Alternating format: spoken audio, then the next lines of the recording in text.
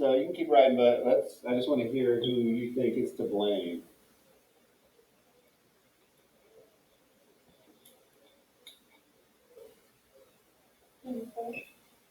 Oh, yeah, just say it.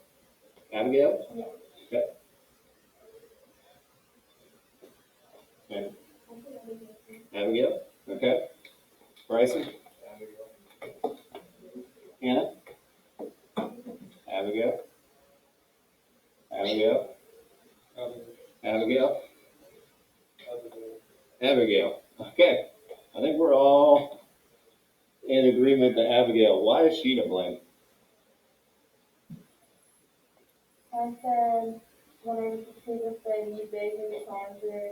She vaguely made charms. Like she was trying to blame it on Crucible, but really Crucible was telling the truth. Whenever she said that Abigail begged her to make the charm. Why do you think she blames it on Tatuba? Who is Tatuba? Slave. She's a slave. Oh, because she's the slave. Yeah. This one's not hard. She's the slave. So who are they going to believe? Obviously, Abigail's not that well respected in town. She doesn't have a lot of power because she's really just housemaid. But housemaid, white housemaid versus slave, like where does that fall? Yeah. So blaming on Tatuba, basically, no one is going to listen to a slave.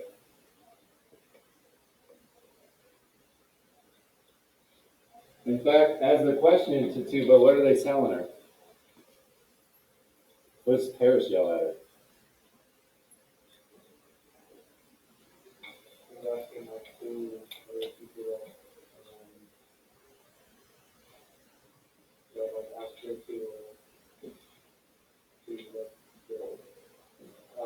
They're asking like if they saw anyone who looked like the devil or something like that, right?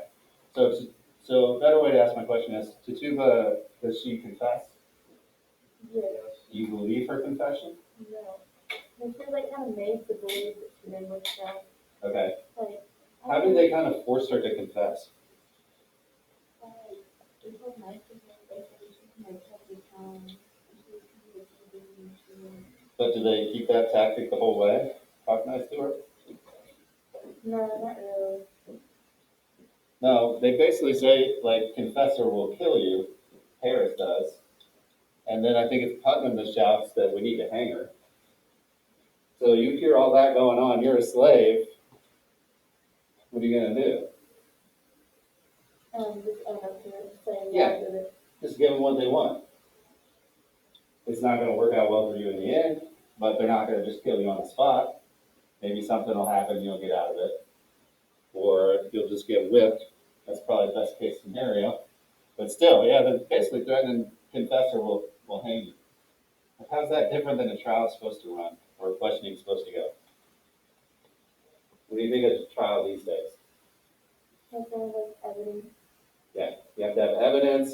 They're assumed to be innocent until proven guilty.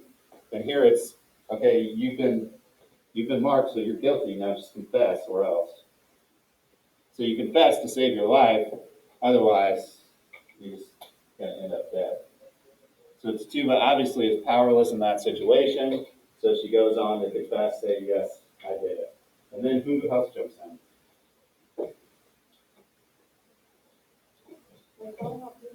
Yeah. Yeah. So Abigail's like, oh, all of a sudden, okay, I want the light of God. I saw so and so with the devil and so and so. So you have Abigail jump in. Why do you think she did that? Any ideas? And the closer off the her. Okay. But I mean, at that point, it's already kind of deflected off of her because she's blamed Tatuba and everybody's just accepted that. Maybe to get rid of people that she doesn't like, they're all in them. That's a good point. Okay. Because she's already tried to do that before, right? When? With It's like the one prophet, property. right? Yes. Yeah, what she did in the forest. I made a blood thing. She drank the blood charm in the forest to kill Goody Proctor. So yeah, maybe Abigail's thinking, okay, I see an opportunity. Is Abigail dumb? No, she's incredibly smart. She's a horrible person, it seems like, but she's willing to do whatever it takes to get what she wants. So you have that idea kind of leading into Act Two. All right, so there's not really that many parts here in Act Two that we'll get to. When is the public hearing? Friday. All right.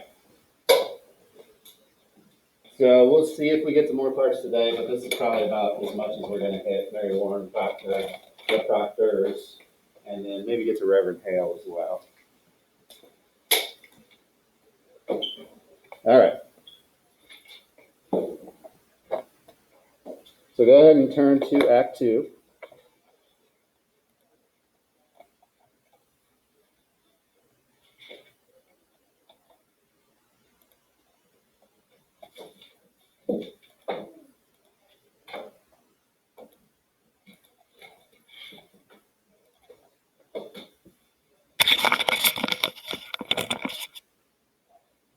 All right.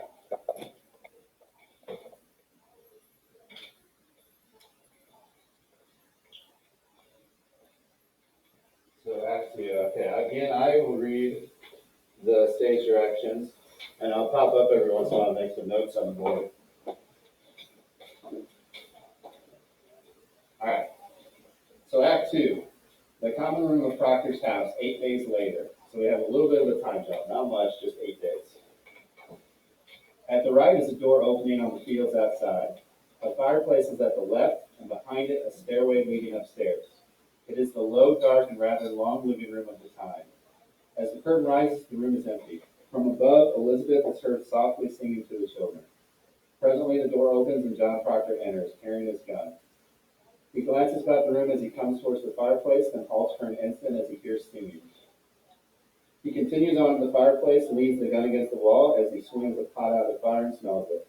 Then he lifts out the ladle and tastes. He is not quite pleased. He reaches to a cupboard, takes a pinch of salt, and drops it into the pot.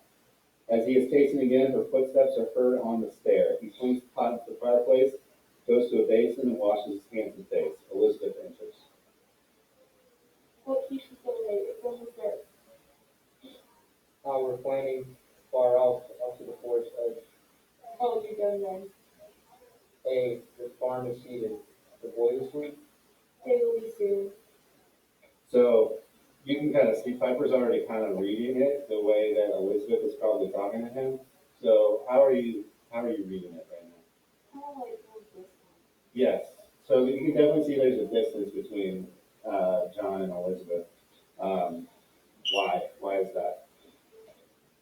Because having an affair. Because of the affair, yeah. So we don't know flat out if she knows about it yet, but clearly there's something between them, and they don't seem to be on the same page. And she goes to the fireplace, proceeds to ladle up stew in a dish. Pray now, prepare time now. Hi. Are you well today? I am. She brings the plate to the table and indicating the food. It is rabbit. So what do you think about the way they're speaking to each other? Yeah. It's very dry, it's boring. Sentences are super short. Are you well today? I am. It's a rabbit. So yeah, when you can see that kind of like terse language, you know that there's some simmering tension underneath. All right, Proctor, going to the table. Oh, is it? In Jonathan's truck? No, she walked into the house this afternoon. I found her sitting in the corner like she was coming to visit. Oh, that's good. That's a good sign walking in. Pray God. It hurt my heart to strip before I left it. She sits and watches him taste it. It's well seasoned. Elizabeth blushing with pleasure. I sit right here. She's tender. He eats. She watches him. I think we'll see green fields soon.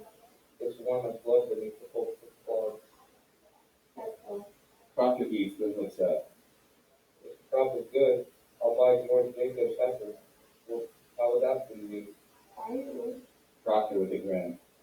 I need to please you, Elizabeth. Elizabeth. It is hard to say, sorry. I know it does.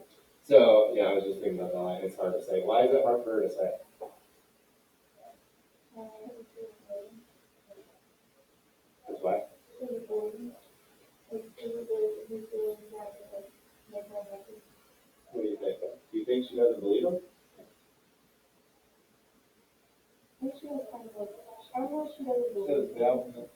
No, it's more like Maybe there's some doubt. Maybe she believes him, but she's not like quite ready to interact with him in any kind of meaningful way. So yeah, it just kind of belies the fact there's all this tension here. He gets up, goes to her, kisses her. She receives it with a certain disappointment. He returns to the table. Proctor as gently as he can. Elizabeth, with a sense of reprimanding herself for having forgot. I She gets up and goes and pours the glass for him. He now arches his back. This farm's a continent when you go foot by foot dropping people. Elizabeth coming with the cider. it must be. Proctor, he drinks a long draught, then putting the glass down. You also drink some flowers in the house. Oh, I forgot. I will tomorrow. It's winter in here yet. On Sunday, let you come with me, and we'll walk the farm together. I never seen such a load of flowers on earth. With good feeling, he goes up and looks up at the sky through the open doorway. Lilacs have a purple smell. Lilac is the smell of nightfall, I think. Massachusetts is the beauty of the spring. I did.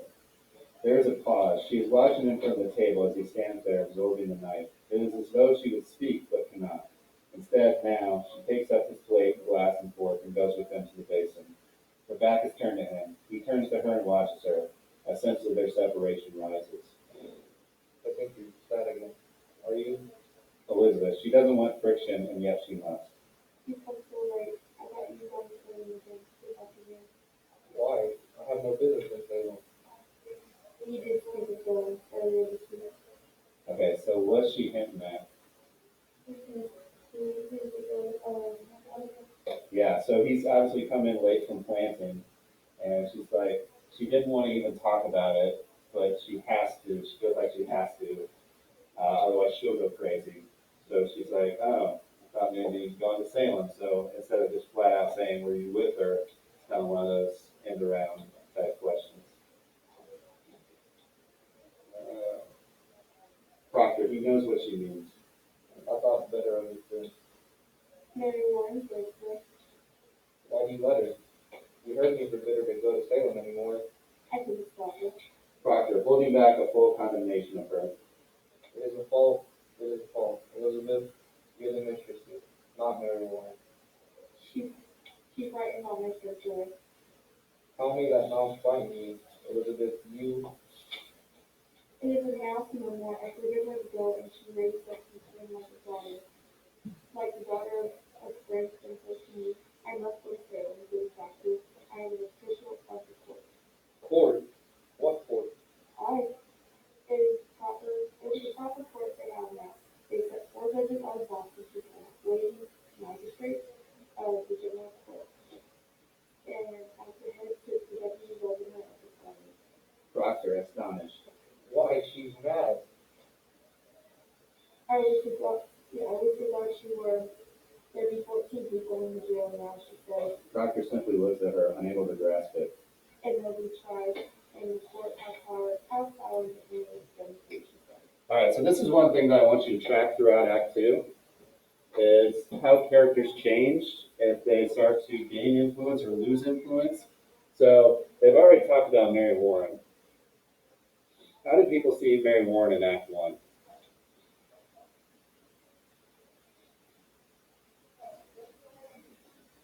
You remember?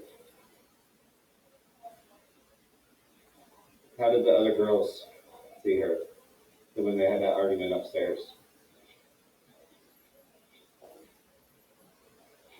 Or how does John describe her? I was gonna say, was she the one that like tried to say like that you'll be beaten and not put herself in with her? Yeah. So she's like the weak link. Mercy said she's gonna tell.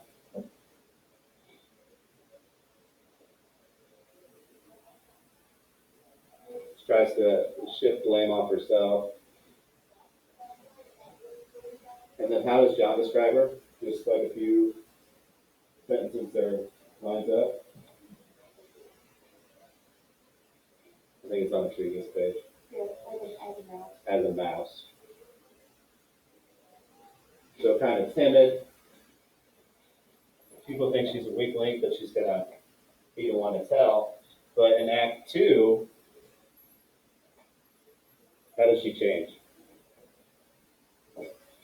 How are they describing her now?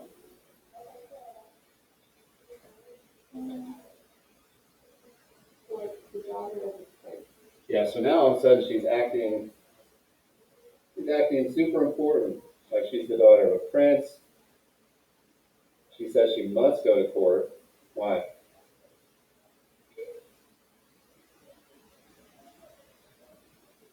She's an official. Yeah. Important. Yeah. She's an official of the court. And then John is surprised there even is a court. So that's new information as well. So within the 8 days that have passed since the end of Act 1, all of a sudden we have an official court. So they bring in judges from Boston. What else did they hear about the court?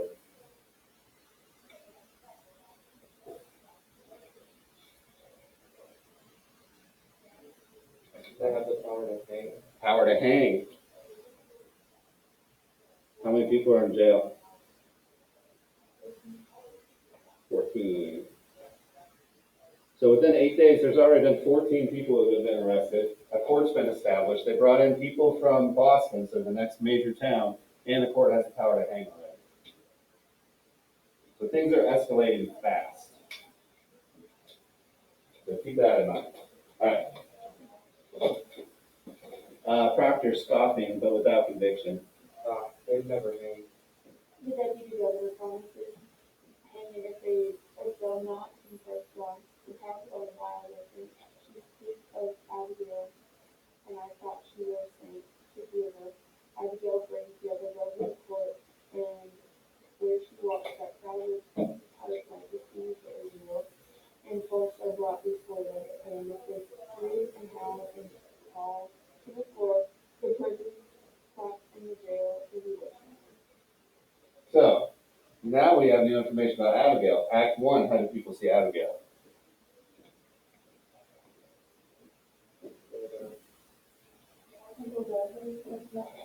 Like what? Okay, she's kind of a rebel, not a great reputation.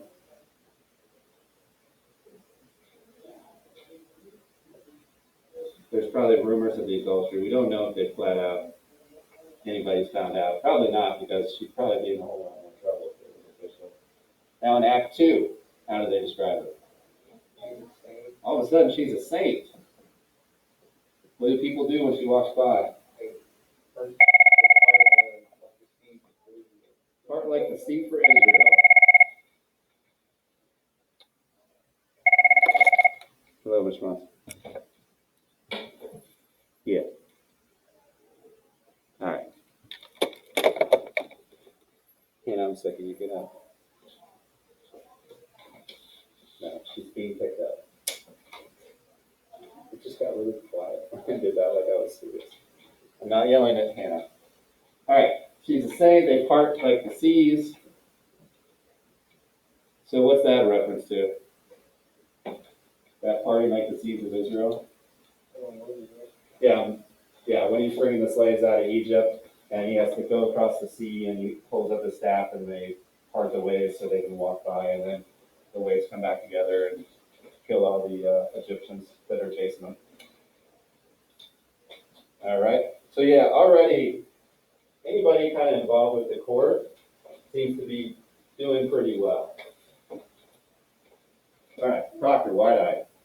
Oh, it is black mixture. I think he must go to David John. He turns to her. I think so. You must tell him it is God. Proctor, thinking beyond this. It is surely. What you go to Ezekiel's country. Cheaper. He knows you well, and tell him what she said to you last week in the office house. She said it not to say with witchcraft. Did Abigail tell him that? Yeah. She did. She said, oh, they were just funny. And we were just sporting. Yeah, we were just dancing, and then everybody's going crazy. Because that's when he's like, oh, you're like a bad girl. Like, you're getting clapped in the stops for 420. So yeah, she flat out said there was no witchcraft, they were just dancing. So Proctor and thought. She did. She did. Now a pause. Elizabeth, quietly fearing to anger him by prodding. Proctor did keep that in the court, John. I think they must be told. Proctor, quietly struggling with his thought. Aye, they must. They must. It is a wonder they do believe it. I would go to Salem now, John. Let you go tonight. I'll think on it. Elizabeth with her courage now. You cannot keep it, John. Proctor angering. I know I cannot keep it. I say I will think on it. Elizabeth hurt and very coldly. Listen. Let me think on it. She stands and starts to walk out of the room. I am only wondering how I may prove what she told me, Elizabeth. If the girl's a saint now, I think it is not easy to prove she's false. And the town gone so silly, she told it to me in a room alone. I have no proof for it. You were alone with her? Oop. So he told her about they were just fooling around, but he did not tell her that they were alone when she gave him that information. So she caught him on it right away. She's like, you were alone with her. Okay, you didn't say that. Proctor stubbornly. For a moment alone, I, Why then is it not you told me? Proctor's anger rising. for a moment, I say, the others come in soon after. Elizabeth quietly. She has suddenly lost all faith in him. Do as you wish, then. She starts to turn. Woman, She turns to him. I'll have you no suspicion anymore. Elizabeth, a little loftily. I have no. I'll not have it. Then let you not earn it. Proctor with a violent undertone. You got me yet. Elizabeth with a smile to keep her dignity. John, if it were not Abigail, that you must go to her, which you felt now, I don't know. So, what she's saying, she wants him to go right away, tell your story. Does he say okay? No. He's like, I'll think on it. So in her head, why is he not going right away? Because it's Abigail. Yeah. So in her head, it's like, oh, you just don't want to get Abigail in trouble. So that's why you're faltering now. That's why you're not just like on the road already. Thanks, Proctor. Now look, you. I see what I see, John. Proctor with solemn warning. You will not judge me more, Elizabeth. I have good reason to think before I charge fraud on Abigail, and I will think on it. Let you look to your own improvement before you go judge your husband anymore. I have forgot Abigail, and And, spare me. You forgot nothing and forgive nothing. Learn charity, woman. I have gone tiptoe in this house all 7 months since she is gone. I have not moved from there to there without I think to please you. And still an everlasting funeral marches round your heart. I cannot speak, but I am doubted every moment, judged for lies, as though I come into a court when I come into this house. John came out open with me. You saw her with a crowd. He said, now you. I'll plead my honesty no more, Elizabeth. Why is he getting so mad? But you told us what you were doing. What? But you told us what you were doing with Abigail, and that's what they're doing. So you think he still has feelings for her? What's everybody else saying? No, I feel like John knows what it is, right? He's like getting ready. Okay. He doesn't want him to be right. Not that makes sense. No, I get what you're saying. So he's not even sure what his own feelings are, but he's afraid that maybe he does still have feelings for Abigail, so you're saying. He doesn't want to do that. Okay. Could be. So remember, this has been probably about 6 or 7 months since the incident. And you can tell they've been walking on tiptoe around each other. They don't want to fight. She doesn't want to prod him about anything. They're not having a real conversation. Now all of a sudden it's all kind of blowing up right now. Elizabeth, now she will justify herself. John, I'm lonely. No more. I should have roared you down when first you told me your suspicion, but I wilted. And like a Christian, I confess. Some dream I had must have mistaken you for God that day. But you're not, and let me remember it. Let you look sometimes for the goodness in me, and judge me not. I do not judge you, magistrate, with human heart that judges you. I never thought you but a good man, John, With a smile. only somewhat bewildered. So, do you think there's still love between them? Yeah. I think so. It's, I mean, when you're talking about adultery, that's a hard thing to get over if you ever get over it. So you can see, understand why they're so mad at each other. But now we know for sure that he confessed. So she knows they had confessed because he says I confessed. Who's he really mad at? Yeah, and when they introduced him in Act One, it mentioned that he was upset with himself. Now we know why. We see he's probably getting so angry because he's mad at himself just as much as he is about the situation and her yelling at him. But they'll come back to this idea constantly. What's Elizabeth telling him? You know, and tell the truth or tell everything Oh. told him. If we're just on this though, so he says, "Stop judging me." What's Elizabeth telling him? She's not judging. It's not me. Who's judging you? You're judging yourself. So it's going to come back to this idea constantly. Because John is somebody he's a good Christian man. He wants to do what's right, but he did this horrible thing, and he's constantly living with this guilt. So he wants to do better, but he's still not going to just forgive himself. So he's constantly struggling with this. So this kind of informs where this character quite a bit. All right, Proctor, laughing bitterly. Oh, Elizabeth, your justice would freeze fear. So again, we have the idea of like this coldness in the house. Where else do we find that? How else did they describe the house as kind of cold? Like that's it. At the beginning when he said you need some flowers in here. He says it's winter in here yet. Get some flowers. So even the environment there just kind of seems like cold and distant. There's no life there. So he's like, get some flowers. So it seems like they're trying to move past it, but they just can't quite get there yet. He turns suddenly towards the sound outside. He starts for the door as Mary Warren enters.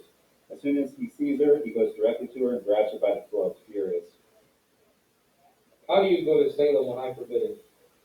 Do you mock me? Shaking her. I'll whip you if you dare leave this house again. Strangely, she doesn't resist him, but hangs limply by his grip. Hangs on him. Yeah, any other questions? I'm sick, Mr. Doctor, pray, Her strangeness throws him off, and her evident pallor and weakness. my insides are ulcers. He frees her. My insides are shuddery, and the proceedings all day, sir. Proctor, with draining anger, his curiosity is draining him. And what of the proceedings here? When will you proceed to keep this house as you are paid £9 a year to do, and my wife not wholly well? As though to compensate, Mary Warren goes to Elizabeth with a small rag doll. I made a gift for you today, dear doctor. I haven't spent long hours in the chair and passed the time in study. Elizabeth, perplexed, looking at the doll. I did you. This is fair, doctor. Mary Warren, so a puppet, that's going to come up again. A puppet's just a doll. Mary Warren, with a trembling, decayed voice. We must all love each other now, dear doctor. Elizabeth, amazed at her strangeness. I do not. Mary Warren, glancing at the room. I'll get up early in the morning and clean them up. I must sleep now. She turns and starts off. Mary, She halts. there have been 14 women arrested? Yes, sir. There'll be 39 now. Okay, so it's not 14 people. It's 39. You can't see that. 39 people have now been arrested. So that's a major jump.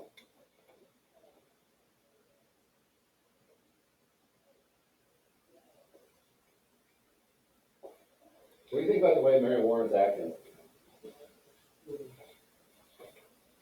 Obviously, they can say something's wrong with her because they're saying Elizabeth amazed with her strangeness.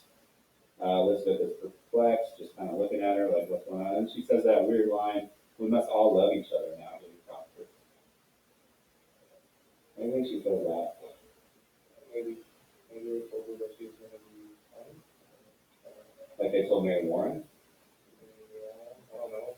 No, She's an official of the court though, so she's like with Abigail, so they're probably the ones that are accusing everybody. And it sounds like they haven't stopped. It's like 39 people have been accused now. So maybe, I don't know, she's just acting strange. We don't quite know why yet. All right, she suddenly breaks off and sobs and sits down exhausted. Why,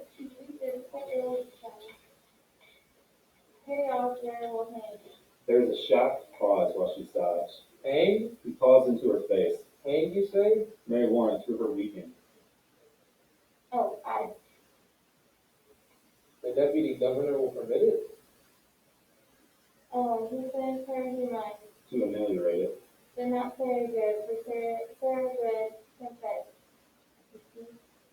Confess? To what? That And horror the memory.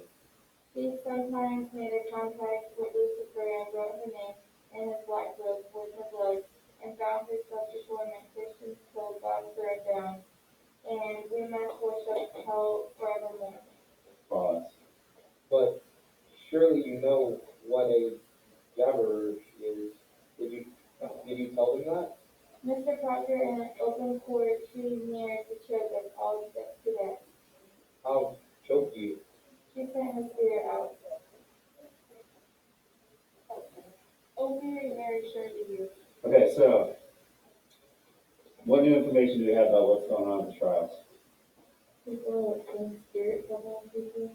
Apparently, yeah, that's what they're saying. So Goody Osborne's gonna hang because she would not confess. But Sarah Good confessed. So what's gonna happen to her?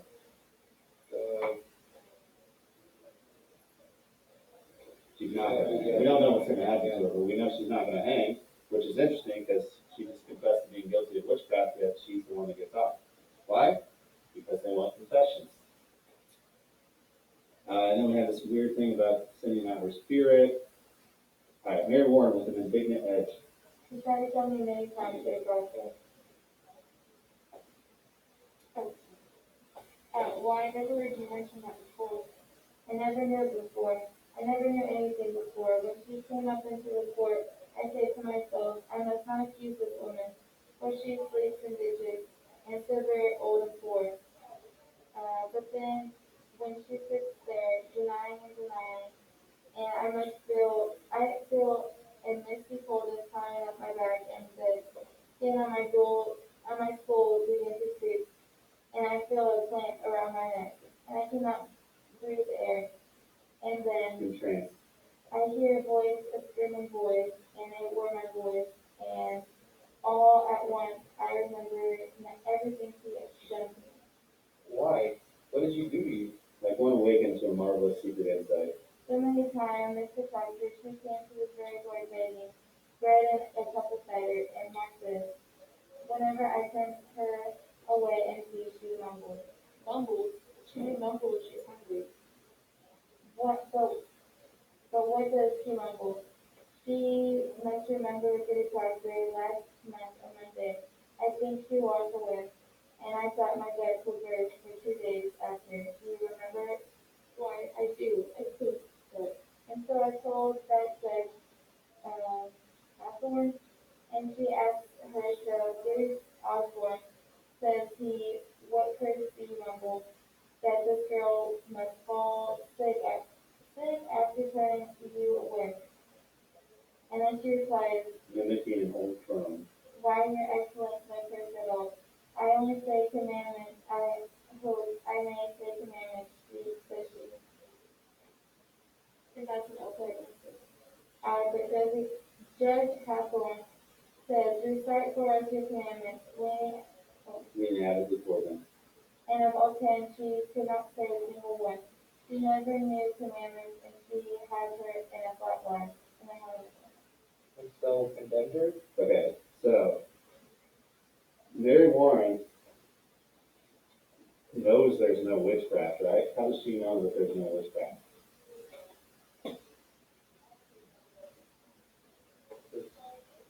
She was one of the kids in the forest, right? She was in the forest, yeah. So she knows that there's not some witch like going around doing things. And yet she's speaking here like this woman has put a spell on her and cursed her and she's remembering things differently. Why is she all of a sudden, it seems like she truly believes there's witchcraft in town. Why? Maybe just hearing everyone else confess. Maybe he didn't want to be like the only one who's like that didn't happen to him. She was guilty, and maybe he's trying to protect her even though she's accused of being the witch. Okay, so you think she's maybe still acting? What's that word from your Crucible background project from forever ago? Hysteria. Maybe she's getting getting caught up in the hysteria. She honestly believes she's looking at things in a new light, like, oh, I turned her away and all of a sudden my stomach hurt. So she can use all this old information and twist it in a new way to kind of fit the narrative that's happening right now. So she is getting caught up in the hysteria, for sure. Because she doesn't seem like she's making this up. She truly believes it. So Goody Osborne, what's the evidence against her? So in the story, She said that she only mumbles the commandments, and when they asked her to say them, she couldn't say them. But she doesn't know them. exactly. So you have the idea that in Puritan society that, hey, if you don't know your commandments, that means you're probably some type of evil person. Everybody should know their commandments. So the evidence against her, evidence that she's a witch, is she can't say her 10 commandments. Because everything else seems circumstantial when you talk about Mary Warren basically turning her away. She's a beggar. She lives on the outside of society. She turns her away for food and starts to feel sick. Is that evidence of witchcraft? So if you turn somebody away that's hungry and then your stomach hurts, what's that even mean?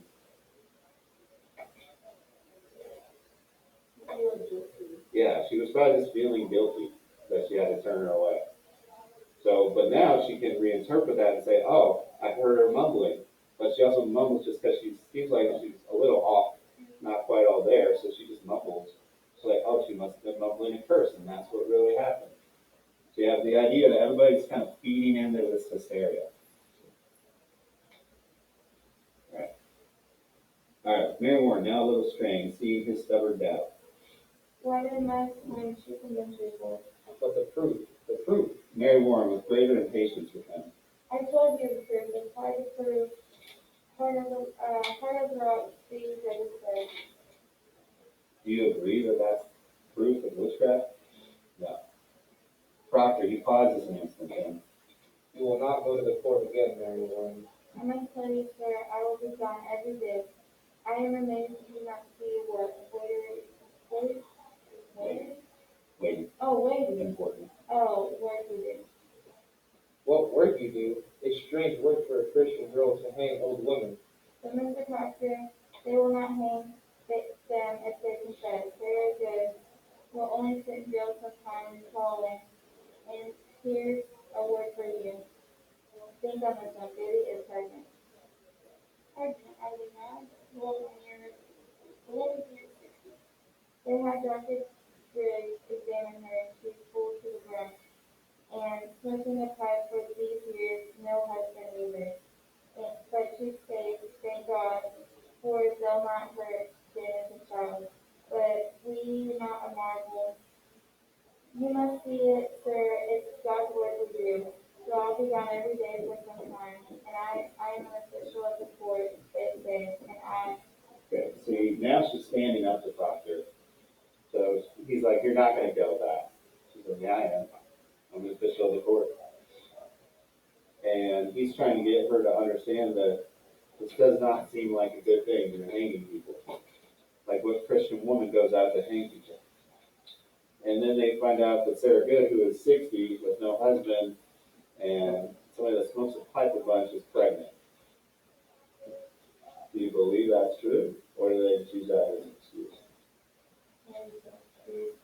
Possibly, yeah. But it does give us some key information that because she's pregnant, they can't do anything to her. So you have that information to kind of take in as well. All right, so we'll pause there for today.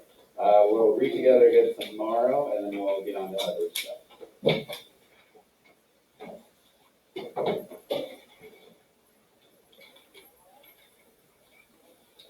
Yes, the packets, in case you didn't hear, packet's going to be due on Friday.